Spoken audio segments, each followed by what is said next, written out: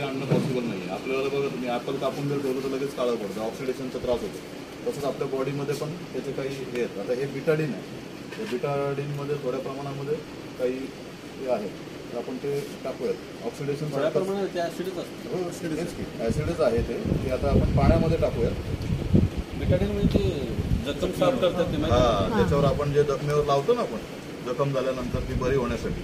तर आता हे आपण थोडं याच्यामध्ये टाकलंय आणि थोडा पार्ट, दोन्ही सेम पार्ट आपण याच्यामध्ये टाकला. बघितलं आता तुम्ही? टाका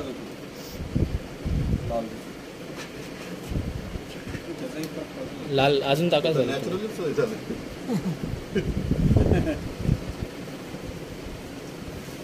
याच्यामध्ये अजून टाकलं थोडं, याच्यामध्ये पण टाकू. थोडंच घ्या थोडं याच्या लेवलला डार्क करून. ओके, सेम झालं का? काय कमी थोडं यात दोन्ही मिक्स करायचं.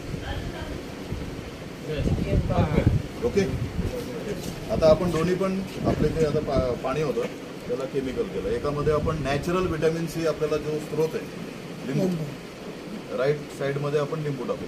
बरं, आता लिंबू किती, अर्ध लिंबू मी पिळलंय बघा. आता त्याचा ते दाखवायला लागलाय. बरोबर, हा व्हिटॅमिन सीचा स्प्रे, एक स्प्रे किती, एक स्प्रे आता मारल्यानंतर तुम्ही बघू शकता याचं काय होतं.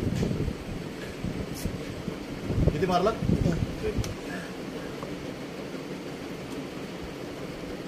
काय झालं? तर मला सांगा कुठलं प्रेफर करणार तुम्ही?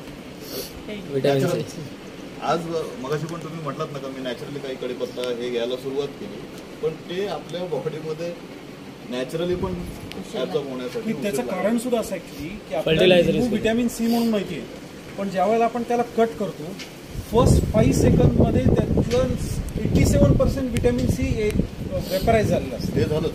दुसरी गोष्ट, हा लिंबू किंवा जे काही आपण करतोय ते भाजीपाला कोण बनवतोय, तर ते शेतकरी तिथे काहीतरी फर्टिलायझर यूज करतात.